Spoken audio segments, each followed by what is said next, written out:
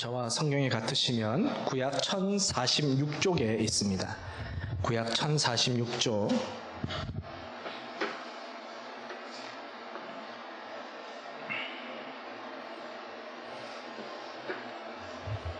이사야서 65장 17절에서 25절까지 말씀.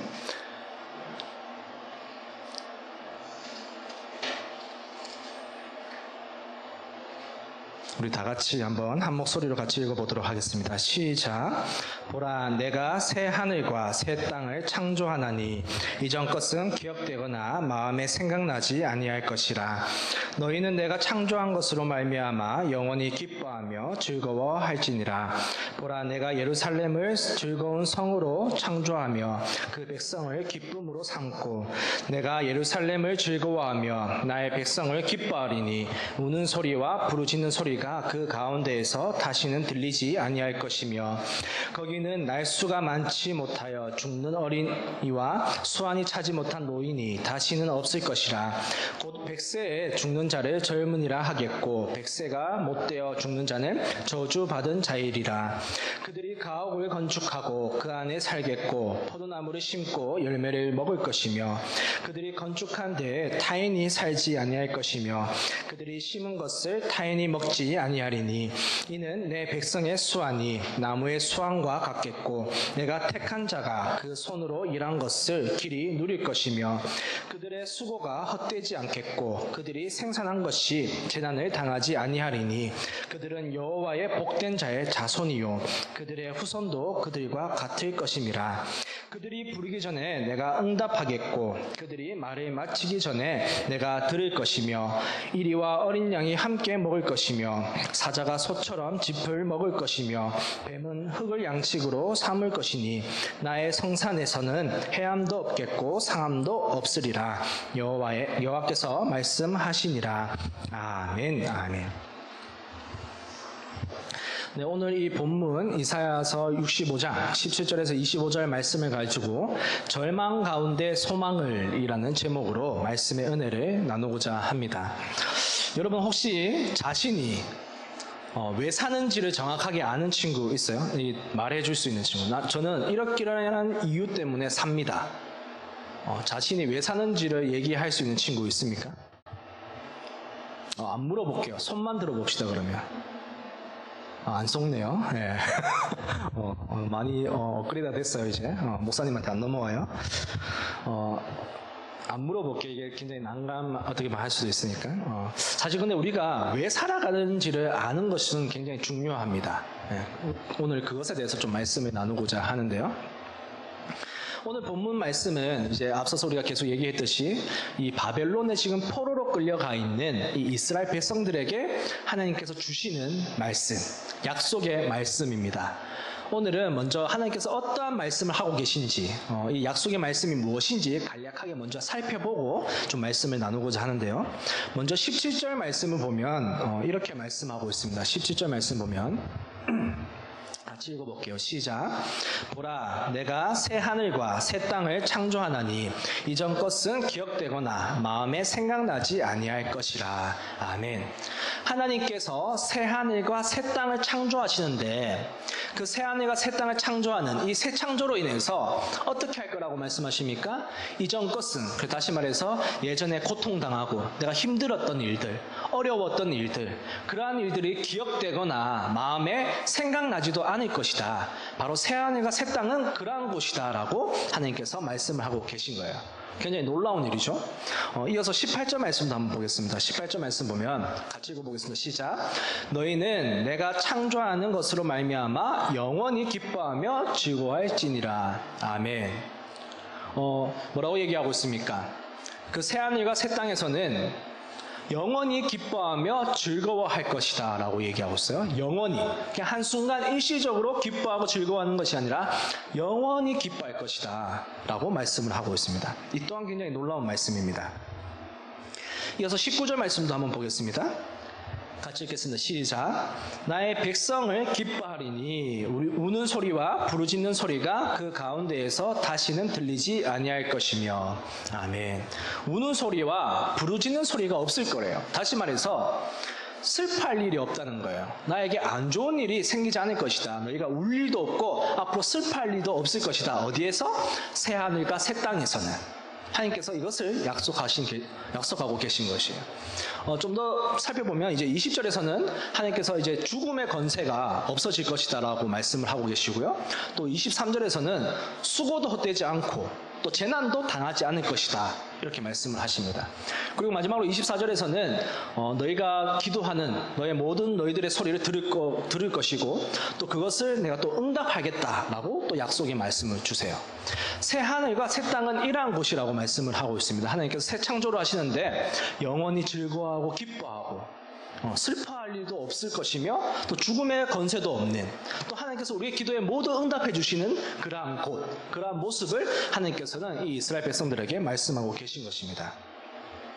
하나님께서 이 새하늘과 새 땅에 대해서 이렇게 이스라엘 백성들에게 말씀을 해주시는 것은 1차적으로는 지금 고통 가운데 있는 바벨론에서 포로 생활을 하고 있는 이 이스라엘 백성들에게 너희가 그것이 끝이 아니라 너희가 이 예루살렘으로 다시 귀환해서 다시 회복될 것이다. 너희가 다시 옛날의 영광을 누리게 될 것이다 라는 이 약속의 말씀을 주시는 것입니다. 다시 말해서 지금도 너무 포로 생활로 힘들어하고 고통 속에 있는 이 이스라엘 백성들에게 그 고통으로 너희들의 삶, 너희들의 역사가 끝나는 것이 아니라 이후에 너희들이 회복될 것이다. 다시 예루살렘으로 돌아올 것이다. 라는 희망의 메시지를 주고 계신 것입니다. 그런데 사실 이 오늘의 내용을 보면 단순히 그러한 차원이 넘어서고 있는 것을 볼 수가 있습니다. 영원히 기뻐하고 즐거워하고 슬퍼할 일도 없는 죽음의 권세도 사라지는 사실 이 말씀은 우리가 궁극적으로 누리게 될 죽어서 우리가 궁극적으로 누리게 될 이 새하늘과 새 땅 우리가 흔히 얘기하는 하나님의 나라 천국에 대한 하나님의 말씀을 또 주신 것이다라고 볼 수도 있습니다. 정리를 하자면 오늘 말씀은 이 포로 생활로 지금 바벨론에 끌려가서 포로 생활을 하고 있는 이 이스라엘 백성들에게 사실 여러분 포로 생활 좀 상상이나 되십니까? 사실 짐승만도 못한 취급을 받는 게 포로들입니다. 밤낮으로 일하고 옷도 제대로 입지도 못하고 먹지도 못하고 있는 맨날 매 맞고 있는 이 이스라엘 백성들에게 하나님은 오늘 말씀을 주시는 거예요. 너희가 거기서 끝나는 것이 아니라 내가 새하늘과 새 땅을 창조할 것인데 그곳은 영원한 기쁨이 있고 또 죽음의 권세도 없고 슬퍼할 것도 없는 그러한 곳이야 라는 약속의 말씀을 주고 계신 것입니다. 여러분 고통 속에 있는 절망 가운데 있는 이스라엘 백성들에게 포로 생활을 하고 있는 이 이스라엘 백성들에게 하나님은 왜 이런 약속의 말씀을 주시는 것일까요? 왜 오늘 같은 이런 희망적인 메시지를 주시는 것일까요? 바로 절망과 이 극심한 고통 속에 있는 절망 가운데 있는 이 이스라엘 백성들에게 소망을 주시기 위함입니다. 무엇을 주시기 위함이라고요? 소망. 이 약속의 말씀, 오늘 본문의 말씀을 이스라엘 백성들에게 하시는 이유는 소망을 주시기 위함이라는 거예요. 그러면 하나님은 왜 이스라엘 백성들에게 소망을 주시려고 하시는 것일까요? 왜 소망을 주시고자 하실까요? 그 이유는 이 소망이라는 것은 절망 가운데서 그것을 삶을 포기하지 않고 살아가게 만드는 원동력이기 때문에 그렇습니다. 내가 어려운 가운데 있더라도 고통 가운데 있더라도 그것을 참고 인내하는 힘 내가 그리스도인으로서 살아가게 그리스도인답게 살아가게 만드는 그 힘이 바로 소망이기 때문에 그렇습니다. 사람에게 이 희망과 소망이 얼마나 중요한가 그것을 잘 보여주는 책이 하나 있는데요. 책을 한번 보여주시면 빅터 프랭클의 죽음의 수용소라는 책입니다. 잘 보이는지 모르겠어요. 이게 목사님이 가지고 있는 책은 사실 표지가 이렇지 않은데 작년에 좀 개판이 됐더라고요. 그래서 이제 이게 빅터 프랭클이라는 저자가 쓴 죽음의 수용소라는 책입니다.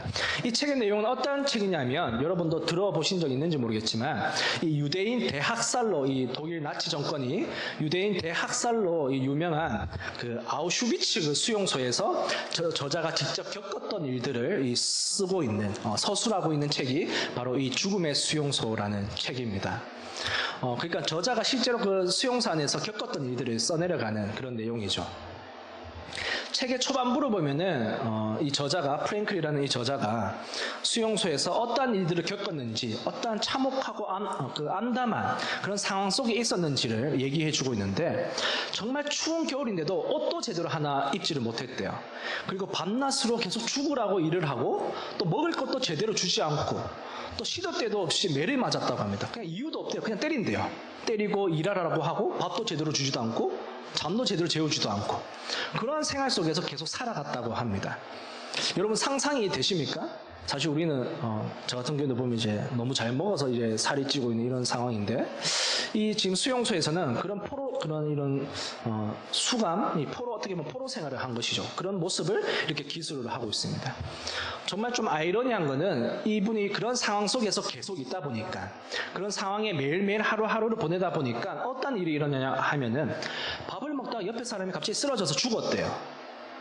그리고 또 어떤 사람은 그냥 질병에 걸려서 또 옆에서 바로 죽기도 하고, 또 매를 맞다가 또 죽기도 하고, 옆에 사람들이 이렇게 계속 죽어가는데, 실제로서 옆에 사람이 죽어가면은 안타까워하고 마음을 아파하고 이런 마음이 들어야 되는데, 전혀 그런 감정이 들지 않았다고 합니다. 그냥 죽는갑다. 자신의 감정 변화가 없었대요. 그러니까 자기가 무슨 말을 하냐면은, 계속 비인간적인 이런 상황에 처해 있다 보니까, 내가 비인격적인 이런 상황에 처해 있다 보니까 자신도 점점 이 비인간적으로 변해가고 있는 그런 모습을 발견했다고 합니다. 옆에 사람이 죽는데도 아무렇지도 않았다는 거예요. 그리고 이 책을 보면 굉장히 좀 다양한 메시지를 오늘날 우리들에게 주고 있는데, 여러분도 한번 꼭 읽어봤으면 좋겠어요. 아니면 우리가 독서 모임을 좀 이 책으로 한다든지 하면 좋을 것 같은데, 그 중에 하나 또 재밌는 메시지가 뭐냐면은, 이분이 이제 신경정신과 의사세요. 그래가지고 수용소에 있는 사람들이 너무 절망 가운데 있다 보니까 계속 자살을 하는 걸 봅니다. 그래서 이 자살을 좀 하지 못하게 자기가 좀 들어주고 또 상담을 해주고 좀 해야겠다라고 하면서 계속 상담을 해주는데, 이 자살을 하는 사람들의 특징이 있었다고 합니다. 특징. 자살을 하는 사람들의 특징이 무엇이냐? 바로 자신의 삶에 대해서 아무런 기대가 없을 때 사람들이 자살을 한다는 거예요. 다시 말해서 나의 미래에 대해서, 뭔가 내 삶에 대해서, 앞으로 일어날 일들에 대해서 기대를 가지고 있거나, 뭔가 희망이 있거나, 소망이 있으면 그 사람들은 어떻게든 인내하면서 살아가는데, 그런 것들이 아무것도 없을 때 사람들이 자살을 한다는 사실을 이 저자가 그 수용소 안에서 발견을 하게 됩니다. 그리고 또 하나 발견한 게 무엇이냐면은, 유독 이 수감자들의 사망률이 증가하는 그런 시기가 있었다고 해요. 그때가 언제냐면은 성탄절부터, 그러니까 12월 25일부터 약 1, 2주간 굉장히 사람들이 더 많이 죽더라는 거예요. 자살뿐만 아니라 그냥 이렇게 죽는다는 거죠. 사망률이 증가했다고 얘기를 하고 있습니다. 그래서 왜 그러냐라고 이렇게 살펴보니까, 많은 수감자들이 성탄절이 되면은 내가 자유의 몸이 될 수 있겠지, 우리를 풀어줄 수 있겠지 라고 희망을 품고 살아가다가, 막상 성탄절이 되었는데 아무런 변화가 없을 때, 내가 여기서 풀려나는 것이 아니구나, 내가 또 여기서 계속 살아야 되는구나, 언제 내가 자유의 몸이 될지 모르는구나, 이렇게 희망이 꺾임으로써, 좌절을 하게 됨으로써 그 기간 동안 많은 사람들이 죽어나가는 것을 이 사람이 쓰고 있습니다. 내용을 말하고 있습니다. 다시 말해서 이 희망과 소망이 없어지고 좌절과 절망 가운데 있을 때 사람들이 자신의 삶을 많이 포기하더라는 거예요. 그만큼 이 사람들에게 이 희망과 소망, 기대가 얼마나 중요한지를 이 저자가 이 책에서 계속 이야기를 하고 있습니다. 철학자 중에 니체라는 사람이 있어요. 니체. 이 철학자는 이런 말을 했습니다. 왜 살아가는지를 아는 사람은 어떠한 상황에서도 견뎌낼 수 있다, 이런 말을 합니다. 내가 왜 살아가는지 그 이유를 아는 사람은 어떤 환경, 어떤 상황 속에 놓이더라도 견뎌낸다는 거예요. 어쩌면 이 수용소에 있는 사람들은, 죽어간 사람들은, 또 자살을 한 사람들은 내가 왜 살아가야 되는지 그 이유를 찾지 못해서이라고 볼 수 있습니다. 바로 이 바벨론에서 포로 생활을 하고 있는, 짐승만큼의 이 취급도 받지 못하고 있는 이 이스라엘 백성들이 어쩌면 이 수용소에서 수감하고 있는 이 사람들의 삶과 비슷하지 않을까, 그런 생각을 합니다. 우리가 감히 포로로 살아간다는 것을 상상은 해볼 수 없지만 거의 맨날 매 맞고 밥도 제대로 먹지 못하고 옷도 제대로 입지 못하는, 잠도 제대로 먹지 못하는 그런 삶을 살아가고 있었다는 것입니다. 그렇게 극심한 고통 속에서 살아가고 있는 이 이스라엘 백성들, 그들에게 만약에 이 희망과 소망이 없다면 수용소에서 사람들이 그저 좌절하고 죽어나갔던 것처럼 이 이스라엘 백성들의 삶도 그랬을 수 있다는 거예요. 더 이상 살아갈 이유가 없기 때문에 그들도 삶을 포기했을 거라는 겁니다. 그렇기 때문에 하나님은 오늘 말씀을 통해서 이 이스라엘 백성들에게 소망을 주시고자 하는 것이죠. 너희가 좌절하지만, 비록 너희들의 상황은 지금 포로로서 힘들고 고통 속에 있지만 너희가 절망하는 것이 아니라, 좌절로 끝나는 것이 아니라 너희가 소망을 가지기를 바라셨던 거예요. 이 이스라엘 백성들이 소망을 가지고 살아가기를 바라셨던 것입니다. 오늘날에 살아가는 우리들도 마찬가지입니다. 우리들에게도 소망이 필요합니다. 왜 그렇습니까? 세상 속에서 살아가다 보면 우리들에게도 어려움과 고난이 찾아오기 때문에 그렇습니다. 성경은 우리가 하나님을 믿으면 고난과 어려움이 없을 거라고 말씀하지 않아요. 우리에게 고난과 어려움이 찾아올 것을 얘기하고 있습니다. 그런데 성경에서 강조하는 메시지는 무엇입니까? 그런 고난과 어려움 가운데서도 너희가 고난과 어려움에 집중하는 것이 아니라 너희들이 사랑하고 있는 그 하나님께 집중해라. 너희들의 시선을 하나님께 돌려라 라는 것을 말씀하고 있는 것입니다. 하나님을 신뢰함으로 이겨낼 것을 이야기하고 있는 것입니다. 그래서 우리들에게도 소망이 굉장히 필요한 것입니다. 그런데 여러분, 소망은 어디에서부터 오는 것일까요? 소망이 그렇게 우리의 삶을 살아가는데 중요한 것은 알겠는데, 그럼 그 소망이라는 것은 도대체 어디서부터 오는 것인가? 우리가 어떻게 하면 가질 수 있는가? 그런 질문이 생깁니다. 여러분, 소망은 어디에서부터 오는 것입니까? 바로 하나님에서부터. 더 구체적으로 얘기하면 하나님의 말씀을 신뢰하는 것에서부터 소망은 오는 것입니다. 우리가 어떻게 소망을 가진 삶을 살아갈 수 있습니까? 바로 하나님의 말씀을 신뢰할 때 우리는 소망을 가질 수 있다는 것입니다. 예레미야 32장을 보면은 이런 내용이 나옵니다. 이제 예레미야라는 선지자가 나오는데, 지금 예레미야 32장의 상황이 어떠한 상황이냐면은 바벨론으로 포로로 끌려가기 전의 상황이에요. 그러니까 바벨론이 쳐들어와서 이제 이스라엘 주변에 진을 치고 있고, 이제 얼마 후면 이스라엘을 점령하고 이제 이스라엘 백성들이 포로로 끌려가기 바로 직전의 그런 상황입니다. 그럴 때 예레미야는 또 이제 동족들, 이 이스라엘 백성들에게 미움을 사서 또 오해를 사서 감옥에 갇혀 있는 그런 상황이었습니다. 그럴 때 감옥에 있을 때 하나님께서 이 예레미야에게 한 가지 말씀을 하시는데요. 어떠한 명령을 하시느냐? 곧 이제 너의 사촌 하나멜이라는 사람이 너에게 찾아올 것인데 아나돗의 밭을 사라고 할 것이다.